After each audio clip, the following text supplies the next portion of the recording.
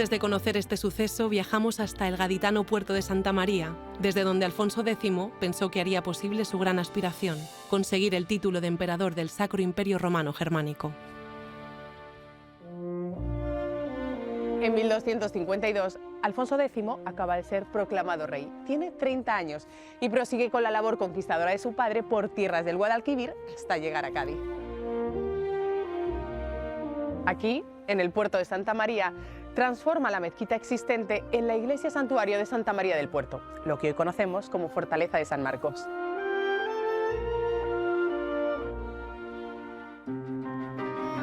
Álvaro, bueno, en esta fortaleza está el origen del puerto de Santa María. ¿Qué tal, Lidia? Pues sí, aquí estamos en el origen de la ciudad. Justamente desde aquí es de donde parte todo lo que es el núcleo urbano del puerto de Santa María, desde un edificio que tiene muchísima historia. Y aquí llega Alfonso X.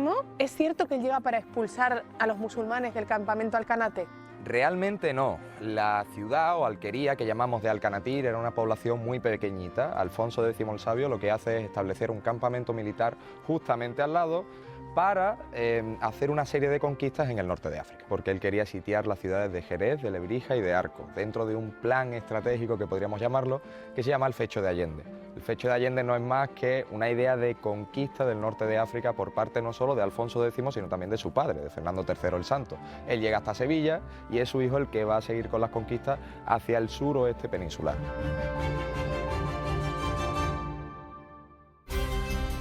Alfonso X tuvo una estrecha relación con la ciudad que hoy llamamos, gracias a él, el puerto de Santa María. El castillo de San Marcos es el monumento más antiguo de esta villa marinera que fue conquistada, repoblada y organizada por el rey Sabio en el siglo XIII.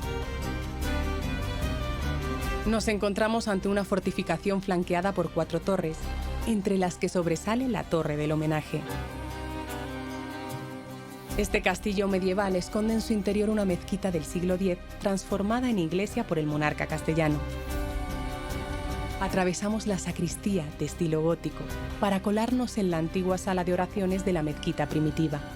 La sala mantiene los arcos de herradura propios de la arquitectura andalusí, así como el muro de la quibla, hacia el que se orientaban los fieles durante el rezo.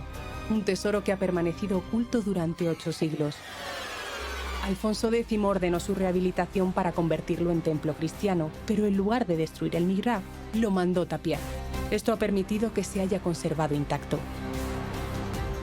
Durante las obras de la iglesia cristiana se respetaron las naves abovedadas, soportadas en algunos de sus pilares por gruesas columnas romanas.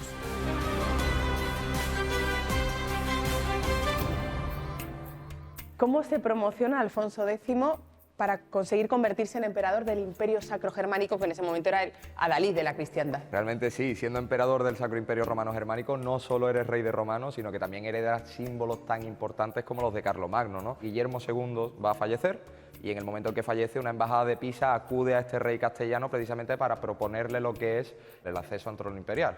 Pero aunque le cuesta muchísimo dinero y muchísimas enemistades en el momento, realmente no va a llegar a ser emperador.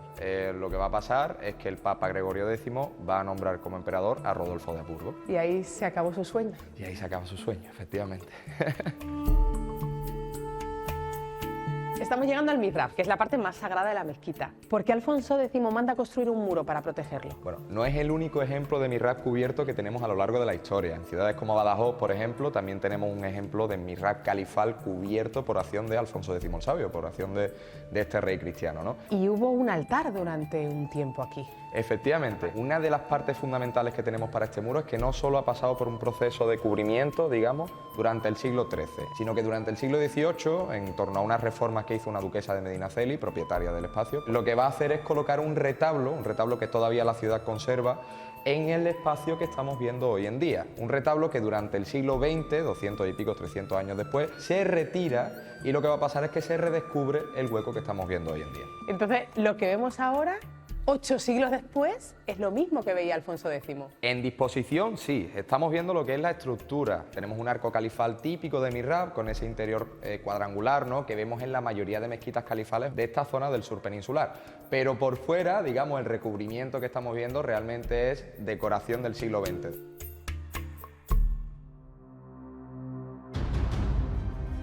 Alfonso X instaló en esta iglesia la recién creada Orden de Santa María, también llamada Orden de la Estrella. Esta orden militar tuvo poco recorrido porque pronto se integró en la Orden de Santiago. El legado del monarca en la ciudad quedó plasmado en el escudo del puerto de Santa María. En este se representa la aparición de la Virgen de los Milagros al rey, sobre las almenas del castillo de San Marcos, confiándole la conquista de la ciudad. Atravesamos la capilla, lugar donde estuvo la talla de la Virgen de Santa María del Puerto, patrona de la ciudad, y que se convirtió en un importante lugar de peregrinación. De estilo gótico y con bóveda de nervadura, ocupa la parte inferior de la torre del homenaje. Desde el siglo XIV, el castillo estuvo vinculado a la familia del infante don Fernando de la Cerda, hijo mayor de Alfonso X el Sabio y futuro duque de Medinaceli. Nos colamos en las antiguas caballerizas, hoy reconvertidas en una bodega de vino amontillado. No es de extrañar, ya que el puerto de Santa María se ubica en el territorio vitivinícola Marco de Jerez.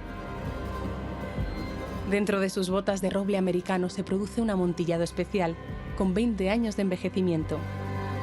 Estamos ante la típica arquitectura de bodega jerezana: techos a dos aguas, muros gruesos y pilares rectangulares de hormigón. El castillo de San Marcos es actualmente sede de la Cátedra Alfonso X el Sabio, cuyo objetivo es fomentar el estudio y la personalidad del rey más letrado de los reyes hispánicos medievales.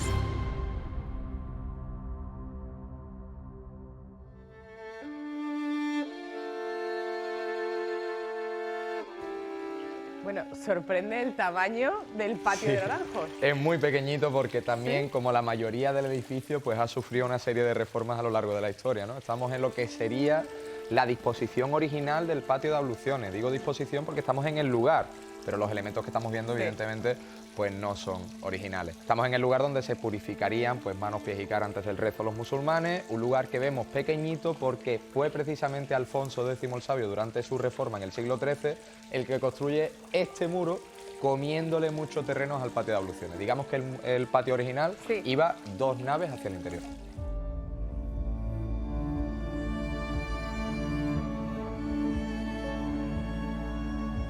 ¿Qué territorios del sur incorpora Alfonso X a la corona de Castilla y León?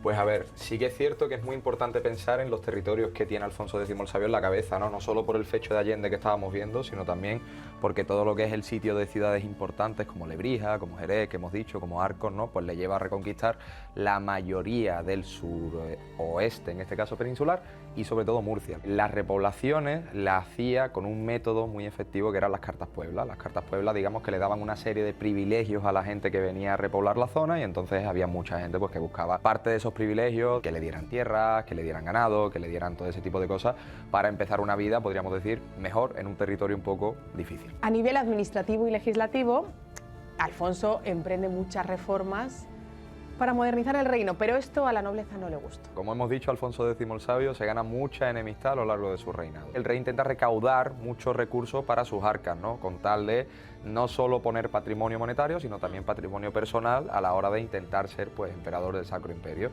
A la hora de la reforma administrativa, importante mencionar quizá el que sea uno de los compendios más importantes legisladores de la península ibérica, que son las 7 partidas. Las 7 partidas es una obra que recoge toda la legislación de casi todo lo que podría pasar en esa realidad medieval. Es Alfonso X el Sabio desde el siglo XIII el que está imponiendo las bases del derecho romano ya en una península ibérica pues que se iba para la modernidad. El puerto de Santa María, tras la conquista de Alfonso X, experimentó un desarrollo significativo. Durante los siguientes siglos, la ciudad vivió un importante aumento en su actividad comercial marítima. Atravesamos el patio del Pozo y descubrimos parte de la muralla y los torreones del recinto original, construidos con roca arenisca. La ubicación estratégica del castillo permitía que desde él se controlara buena parte de la bahía de Cádiz. Todas las torres están rematadas por almenas de pico. Las situadas en los ángulos son octogonales y el resto de planta cuadrangular. La torre del homenaje o de Santa María, con más de 20 metros de altura, se divide en 3 cuerpos principales. El primero sirvió de ábside al primitivo santuario alfonsí. Los cuerpos restantes son estancias abovedadas cuyo remate es una terraza que sirvió de punto vigía. Casi 300 años después del paso del Rey Sabio por el castillo de San Marcos, lo haría Cristóbal Colón. Hasta aquí vendría buscando financiación para su primera expedición a las Indias.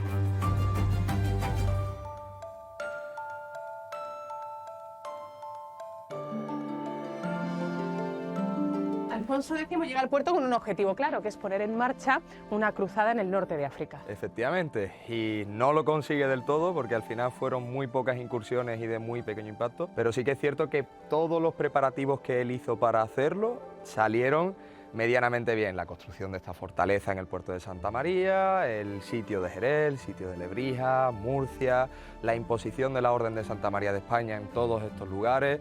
Al final todo lo que es la preparatoria de ellos, pues no le podemos achacar fallo.